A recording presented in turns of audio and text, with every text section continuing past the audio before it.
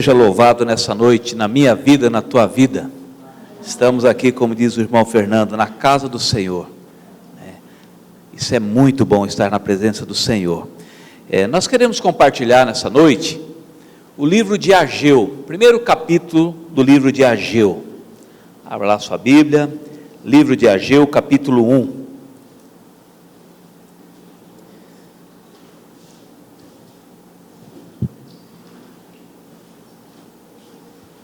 Livro de Ageu, capítulo 1, diz assim: No segundo ano do rei Dário, ou Dario, no sexto mês, no primeiro dia do mês, veio a palavra do Senhor, por intermédio do profeta Ageu, a Zorobabel, filho de Salatiel, governador de Judá, e a Josué, filho de Josadaque, o sumo sacerdote, dizendo: Assim fala o Senhor dos exércitos, este povo diz, não veio ainda o tempo em que a casa do Senhor deve ser edificada.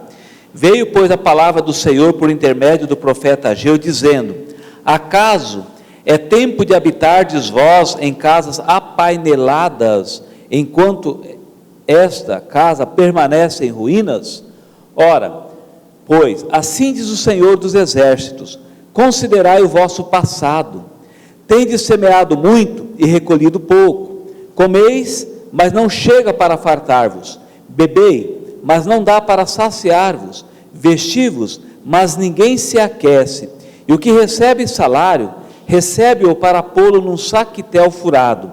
Assim diz o Senhor dos exércitos: considerai o vosso passado.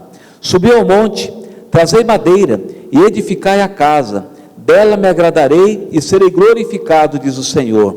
Esperastes o muito, e eis que veio a ser pouco, e esse pouco, quando o trouxeste para casa, eu com um assopro o dissipei. Por quê? Diz o Senhor dos exércitos: por causa da minha casa, que permanece em ruínas, ao passo que cada um de vós corre por causa da sua própria casa. Por isso, o céu sobre vós retém o seu orvalho, e a terra os seus frutos. Fiz vir a seca sobre a terra, e sobre os montes, sobre o cereal, sobre o vinho, sobre o azeite, e sobre o que a terra produz, como também sobre os homens, sobre os animais, e sobre todo o trabalho das mãos.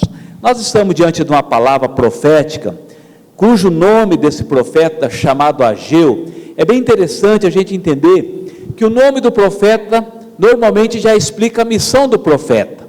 O nome Ageu significa festivo, ou festividade. Por quê? Esse pessoal, essa nação, eles ficaram 70 anos no cativeiro lá na Babilônia.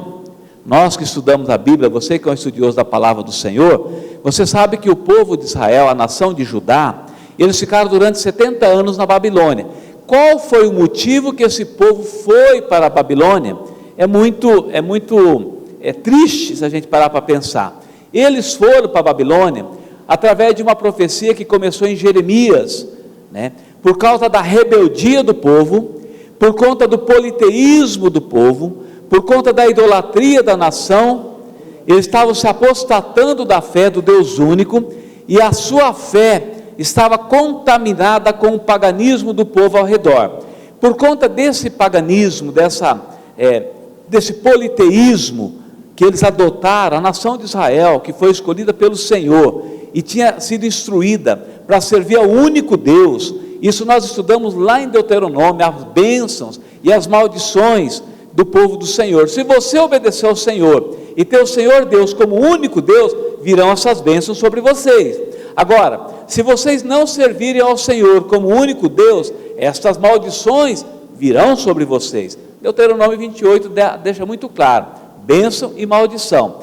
Então essa nação andou muito longe do caminho do Senhor, e um jeito de Deus trazer o povo dele de volta para ele é através da disciplina, é através do castigo, muitas vezes através da maldição. Nós entendemos maldição não como uma palavra de destruição, mas como uma palavra de correção. A gente precisa estudar isso. Então a nação de Israel foi para o cativeiro, ficaram 70 anos na Babilônia, o templo deles tinha sido destruído, o muro de Jerusalém tinha sido destruído, eles foram para lá, muitas casas tinham sido destruídas, E eles foram uma nação, principalmente os mais nobres de Judá, foram para o cativeiro. Os mais inteligentes foram para o cativeiro. A turma que de fato poderia prestar o bom serviço para o reinado da Babilônia foi na primeiro escalão.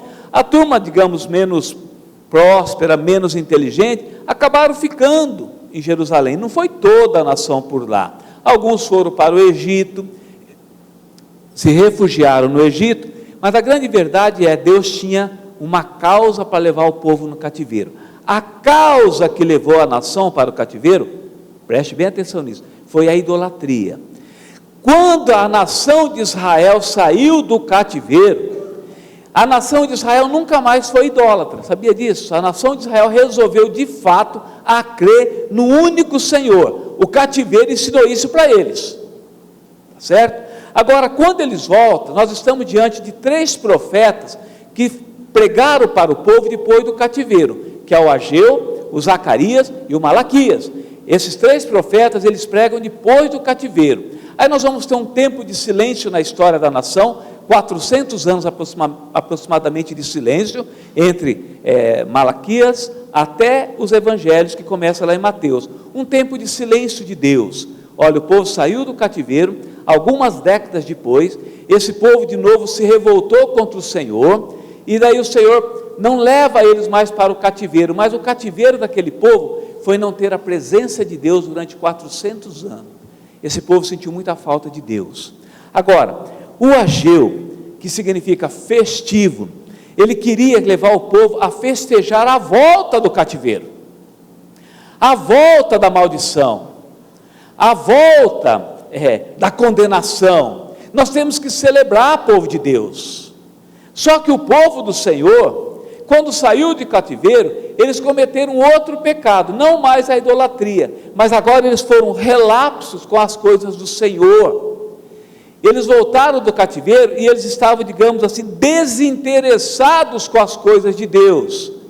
O que o pecado da idolatria fez com eles, agora é o pecado do desinteresse pelas coisas do Senhor. Então, muitas vezes, nós não somos idólatras, não somos politeístas, mas cometemos o erro de sermos desinteressados das coisas de Deus. E aqui vale uma palavra muito forte para o povo do Senhor, que muitas vezes nós nos gabamos e dizemos que nós não somos idólatras, que nós não adoramos outros deuses, mas nós também às vezes não somos tão apaixonados pelo Deus o qual servimos, ou deveríamos servir. Então tanto um quanto o outro, cabe pena diante do Senhor, cabe sentença diante do Senhor. Então o povo voltou da nação de Israel, e aí no versículo 4, o Senhor vai falar, é tempo de vocês estarem habitando em casas apaineladas. Que nome bonito, casas apaineladas, né? São casas de fino acabamento, são casas assim, são as mansões da época bíblica, da época pós-cativeiro. Uma casa apainelada era uma casa de fino acabamento. É bem provável que muitas das casas precisavam de reforma, sim. É muito provável que quando a nação voltou de lá, eles tinham que construir a sua casa, porque eles ficaram 70 anos lá, muitas casas foram saqueadas, muitas casas foram destruídas por aqueles povos que estavam ao redor, o muro não protegia mais, o acesso era fácil lá. Está certo, eles tinham que construir a casa deles, sim. Eles tinham que consertar a sua mansão, eles tinham que consertar a sua habitação. Ok, tranquilo. Esse mesmo, que quando nós saímos de um cativeiro do pecado, quando nós saímos, por exemplo, de um cativeiro do vício, um cativeiro do alcoolismo, um cativeiro da prostituição, um cativeiro das perversões sexuais, nós temos que consertar a nossa casa. É um tempo de restaurar a nossa casa. Você precisa voltar, agora que você foi restaurado, o cativeiro te ensinou alguma coisa, é tempo sim de colocar a tua casa em ordem. O problema aqui é que o povo voltou e só lembraram de cuidar da casa deles. Eles voltaram e começaram a edificar a sua casa, e aí eles até disfarçam lá pelas tantas, dizendo assim, eu acho que não é o tempo ainda de reformarmos a casa de Deus, eu acho que não chegou a hora de cuidarmos da casa do Senhor. Esse texto aqui, irmãos, vai ser um texto muito bonito, guarda no teu coração, no tempo pós-pandemia, porque a hora que nós voltarmos da pandemia, do medo, que está matando a gente aí, tem matado muitas pessoas, que é essa questão do Covid aí, tem sido um cativeiro na maioria das vezes. Agora nós temos que estar atento, preparado, para a hora que nós voltarmos, quando Deus nos tirar desse cativeiro, quando Deus nos tirar dessa peste perniciosa, quando o Senhor resolver abençoar de novo o seu povo, quando o juízo do Senhor ter passado, aí é a hora da gente voltar e começar a pensar nas coisas de Deus. Eu quero aprender isso nesse texto, porque muitos de nós, no pós-pandemia, corremos o risco de voltar e cuidar tão somente das nossas economias, da nossa empresa que ficou parada, dos nossos negócios que realmente andaram muito mal, alguns sobrevivendo, outros falindo. Está certinho. Agora, não esqueçamos que vai chegar um tempo que nós precisamos restaurar a casa do Senhor, nós precisamos voltar para a igreja de Cristo, nós precisamos voltar para o templo do Senhor e colocar a coisa de Deus em ordem.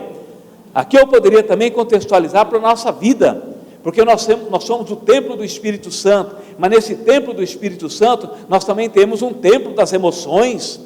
Às vezes nós fazemos do nosso corpo um templo físico, nós cuidamos do nosso corpo em academias, nós cuidamos do nosso corpo nas dietas, nós cuidamos do nosso corpo no ciclismo, cuidamos do nosso corpo nas caminhadas, ok. Às vezes nós cuidamos do nosso templo emocional, nós cuidamos e nos tratamos com psicólogos, psiquiatras e tantos outros médicos da alma, ok. Mas não podemos esquecer que nós temos um templo espiritual para cuidar. O homem não é só corpo e alma, o homem também é espírito. Nós temos cuidado muito do nosso corpo, temos cuidado muito da nossa alma e temos cuidado muito pouco da nossa espiritualidade.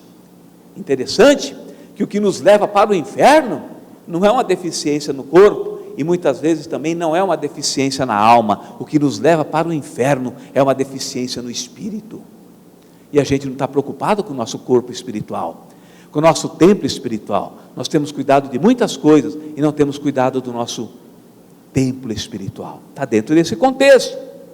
Agora, qual era o sintoma que marcou que de fato essa nação estava em débito para com o Senhor? E esses sintomas que aparecem ali, e louvado seja Deus pelos sintomas que aparecem, porque o sintoma é aquilo que a gente pode enxergar que tem alguma coisa errada na nossa vida. Por exemplo, uma febre. A febre é o sintoma, ela não é uma doença, mas a febre mostra que alguma coisa no meu organismo está errado. Se não fosse a febre, talvez eu morreria com uma infecção, mas a febre é um alerta, dizendo, olha, tem alguma coisa errada. Aí eu vou buscar a causa dessa febre. Então, sintomas aparecem na nossa vida como uma ajuda muitas vezes. E também nós temos sintomas espirituais. Nós temos que ver algumas coisas que acontecem na nossa vida, que são sinais de que alguma coisa na nossa vida está errada. Alguma coisa na nossa história está errada. Aqui o nosso profeta, ele vai dizer 5 coisas que ele percebeu e fez a nação enxergar que estava errada na vida deles, como um sinal que eles precisavam consertar isso. Quando nós estamos lá no versículo 6, diz assim: vocês têm semeado muito e recolhido pouco. Olha, isso aqui é um sintoma. O que o profeta está chamando a nação a um alerta: vocês têm trabalhado muito, vocês têm se esforçado demais, vocês têm tido uma jornada de trabalho tremenda, vocês têm sido fatigados por 8, 10, 12, 15, 18 horas de trabalho, têm trabalhado muito, não têm descansado no dia do Senhor, e até justificamos isso, por conta de climas e sei lá mais do que, mas nós temos às vezes nem respeitado o dia do Senhor, o dia do descanso, que é o dia da celebração, o dia de cultuar, o dia de festejar, o dia de bater papo com os filhos, o dia de bater papo com amigos, o dia de colocar o bate-papo com a mulher em dia, mas a gente não para, não descansa, e aí a palavra do Senhor vem: vocês têm trabalhado muito e vocês têm colhido pouco. Ora, é um sintoma. De repente a nação de Israel teve que olhar: nós estamos cansados e não estamos vendo o resultado disso. Já parou para pensar que na tua vida pode estar acontecendo isso? Trabalhado demais, corrido demais, se fatigado demais, e resultado quase nada. Muito esforço e pouca colheita. É o sintoma de que alguma coisa está errada. Vamos prestando atenção aí. Faça uma autoanálise. É um tempo da gente fazer uma autoanálise da minha vida nesses tempos, sabia? O que está acontecendo com a minha vida? Não estou vendo resultado. É um sinal de que tem alguma coisa errada. Vamos lá para o segundo sintoma. Vocês têm comido, mas não chega para fartar-vos. Tem comido muito.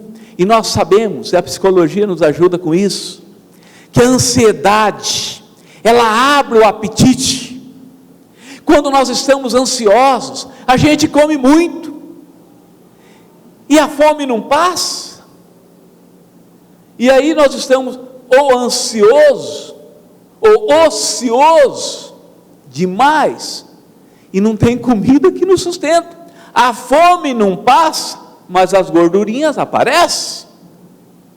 Eu estou ansioso, e o homem ansioso, ele está na frente de uma TV, está para lá e para cá, e nessa ansiedade, quem assiste muito a televisão, come muito, porque você vai na geladeira, você faz pipoca, você não faz não sei o que, você come chocolate, porque você está ansioso demais. A ansiedade abre o apetite, come e não se farta. Tens andado ansioso, querido irmão? Como que está o teu nível de ansiedade? Sabe, se nós tivéssemos um termômetro da ansiedade, talvez estaria lá em cima aquele pinguelinho, né? Termômetro. A ansiedade me tira o sono. A ansiedade me tira a esperança. É um sinal. Come muito, mas não se farta. Pensa sobre isso. Vamos lá, mais um sinal. Vocês têm bebido, mas não dá para saciar-vos. Você se lembra da festa da dedicação do Senhor Jesus Cristo? Ele foi na festa da dedicação, que era uma festa que ela começa a acontecer depois do cativeiro. Ela entra na festa do povo judaico, dos judeus, depois do cativeiro. E aí Jesus Cristo chega no último dia da festa. E a festa da dedicação tinha um momento que tinha muitos barris de água.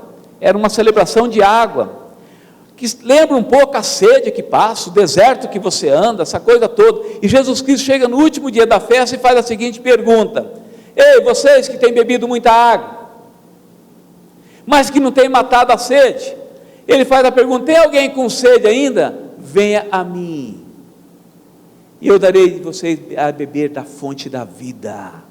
Muitas vezes nós estamos bebendo coisas que não matam sede. O que nós temos bebido demais e que não mata a nossa sede, de repente nós temos um vazio dentro de nós, um buraco negro dentro de nós, aquele do espaço que tudo que entra nele some. O carente tem um buraco dentro dele que nada preenche, não tem água que mata essa sede, porque está bebendo em fonte que não mata a sede. E aí você pode me ajudar nessa pregação a imaginar qual é a fonte que você tem bebido que não mata a tua sede nunca. Já parou para pensar nisso? É um sintoma, irmão. É uma inquietação, uma insatisfação sempre, uma ingratidão exagerada. Não dou graças por nada. E a Bíblia diz: em tudo dai graças. Contentai-vos com o que tendes. A Bíblia diz: nós somos descontentes, nós somos sedentos e buscamos algo que não preenche. É um sintoma. Vamos para o quarto sintoma. Diz assim: vocês têm se vestido, mas ninguém se aquece. Aqui eu quero dar uma passeada pelo shopping. Pelo shopping. Tem shopping em Aral Moreira? Mas tem loja. E nós vamos ir na loja. E nós vamos lá. E compramos roupa. E compramos casaco. E compramos calça boa. sapato bom, terno bom, boa gravata, e a gente compra, mas não aquece. Aquecer significa uma quietude na alma. Quando o Senhor Jesus Cristo fala assim: eu queria colocar vocês lá à vista de Jerusalém, como a galinha pega os seus pintinhos debaixo das suas asas, porque debaixo das asas da galinha eu tenho aquecimento, eu tenho proteção. A galinha protege os seus pintinhos, e Jesus Cristo fala: quantas vezes eu quis fazer isso com vocês, mas vocês não querem. Não tem o que aquece a alma da gente, não tem roupa que aquece. Você gasta um pouquinho mais, e estoura o limite do cartão de crédito, o limite do cheque especial, mas está com frio ainda, porque as compras, o consumismo, ele não aquece a tua alma, ele não aquece a tua espiritualidade. Nada é capaz de te aquietar, é somente debaixo das asas do Senhor é que eu consigo encontrar uma quietude que me aquece.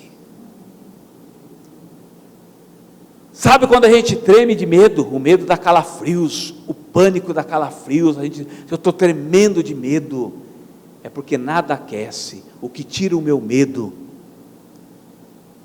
é a confiança no Senhor.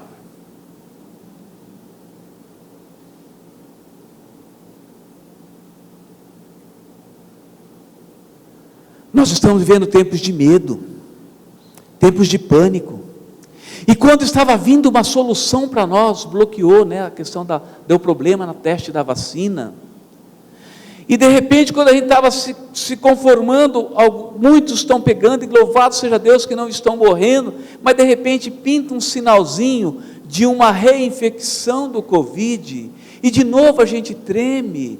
É como se falar: nada vai resolver isso. Parece que nada vai resolver. É tempo que eu preciso confiar no Senhor, é tempo que eu preciso usar a máscara, mas eu preciso também usar a fé. É o tempo que eu tenho que usar álcool gel, mas eu tenho que também usar o sangue do Cordeiro. É bom senso e fé andando junto, senão não aquece, irmãos. O pânico está aí, estamos apavorados, assustados, nada consegue nos aquecer. E o quinto sinal: o que recebe salário, está empregado, bem indicado na vida, formado, abrindo escritórios, consultórios, advogados, psicólogos, médicos, empresários, abrindo lojas, empresa, gerando emprego, e de repente nós somos essa turma que temos salário,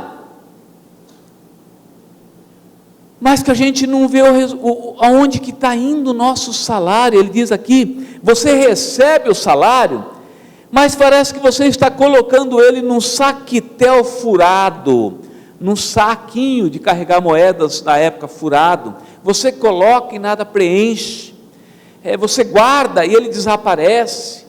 Você cria uma estabilidade, você faz um planejamento futuro: eu vou aplicar tanto, porque daqui tantos anos eu vou me aposentar com tanto, e eu preciso de tantos milhões, porque com tantos milhões eu consigo viver mais 15 anos aposentado, e você está trabalhando, está recebendo por isso, mas de repente o teu saquitel está furado, desaparece. Você já percebeu que às vezes a gente não tem explicação? Onde foi que eu gastei? Eu recebi ontem, 2 dias depois sumiu tudo.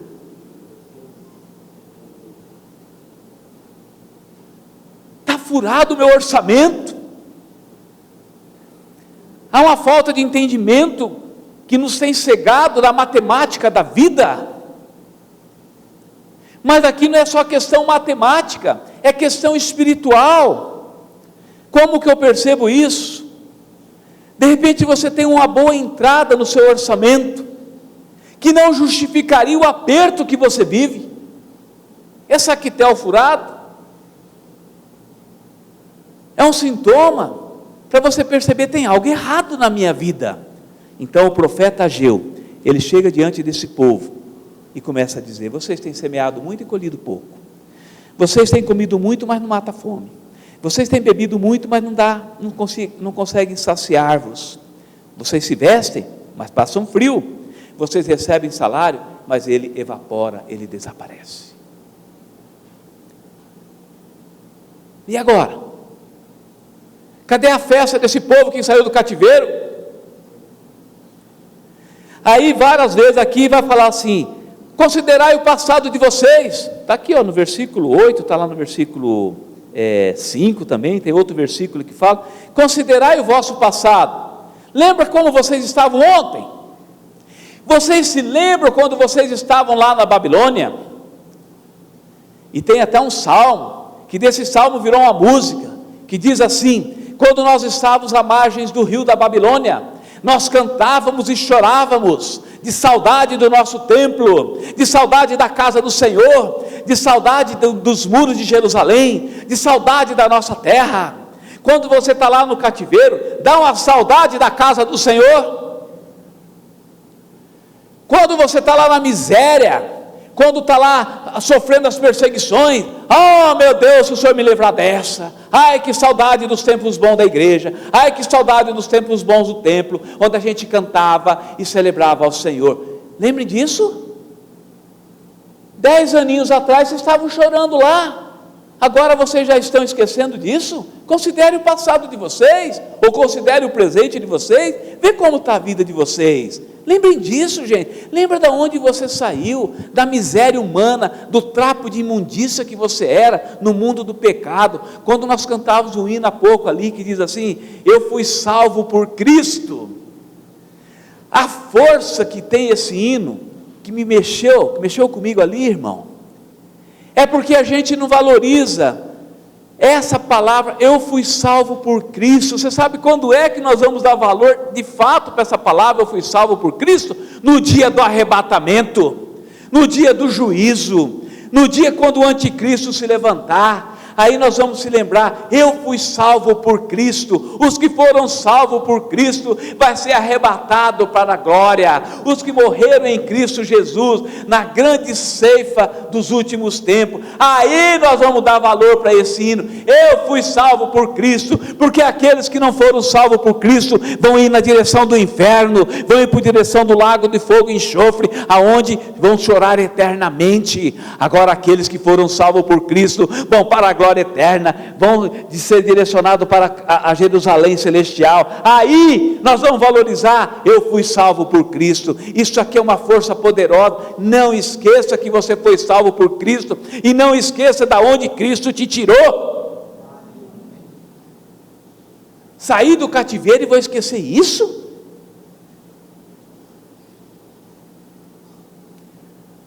Certa vez eu estava pregando numa cidade interior de São Paulo,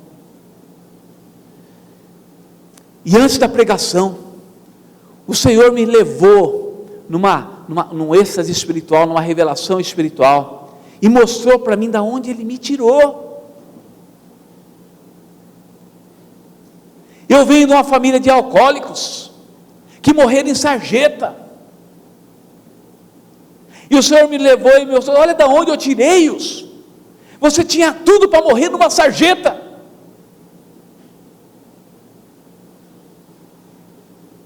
Da onde Deus te tirou? Qual foi o cativeiro que Deus te tirou? E agora eu vou estar preocupado só com a minha vida, e vou esquecer das coisas do Senhor? É a palavra do profeta Ageu, o homem que queria celebrar a saída do cativeiro. Muito bem, quando nós entramos, só para adiantar um pouquinho, lá no versículo 14, e vamos encerrando por aqui, porque tem palavra de bênção nesse texto aqui também. O Senhor despertou o espírito de Zorobabel, filho de Salatiel, governador de Judá. O Senhor despertou o espírito de Josué, filho de Josadaque, o sumo sacerdote. E o Senhor despertou o espírito do resto de todo o povo. Eles vieram e se puseram ao trabalho na casa do Senhor dos exércitos, seu Deus, ao 24º dia do 6º mês. O Senhor despertou o coração do governador. O Senhor despertou o coração do sumo sacerdote. O Senhor despertou o coração do Ageu. Mas o Senhor despertou o coração de alguns restantes dos povos. Então a palavra profética do Ageu, ela vem como uma recordação, uma lembrança, mas ela fez diferença. E eu queria sair daqui desse culto nessa noite, juntamente contigo, e compartilhando com você que está nos assistindo, a pensar essa palavra. Eu desejo que o Senhor desperte o meu espírito. Eu desejo que o Senhor desperte o teu espírito, para você parar de ficar preocupada somente com a tua casa, seja ela material lá, ou com a tua casa física aqui. Eu quero que o Senhor me desperte, se desperte, que nós temos também que cuidar da nossa casa espiritual, que é esse lugar aqui, a igreja do Senhor, a igreja que você congrega, é o lugar. Às vezes a tua casa, e não tem nada de errado ter nisso, louvado seja Deus, às vezes a tua casa tem cômodos bonitos, com pisos de porcelanato, e a igreja do Senhor está sem piso, a igreja do Senhor está sem conforto algum, porque você tem cuidado muito do teu conforto na sua casa, e tem esquecido de proporcionar um conforto para a família da fé que congrega aqui. Não está nada de errado. Mas esse povo que foi despertado pela palavra profética, eles começaram a trabalhar, voltaram e falaram: obrigado, Senhor, nós vamos nos envolver na casa do Senhor. Volte para a casa do Senhor, se envolva na casa do Senhor, se envolva nos trabalhos da casa de Deus. Que essa palavra transforme a tua vida, a tua visão de reino, a tua visão espiritual. Que o Senhor te abençoe e te guarde, em nome de Jesus, amém.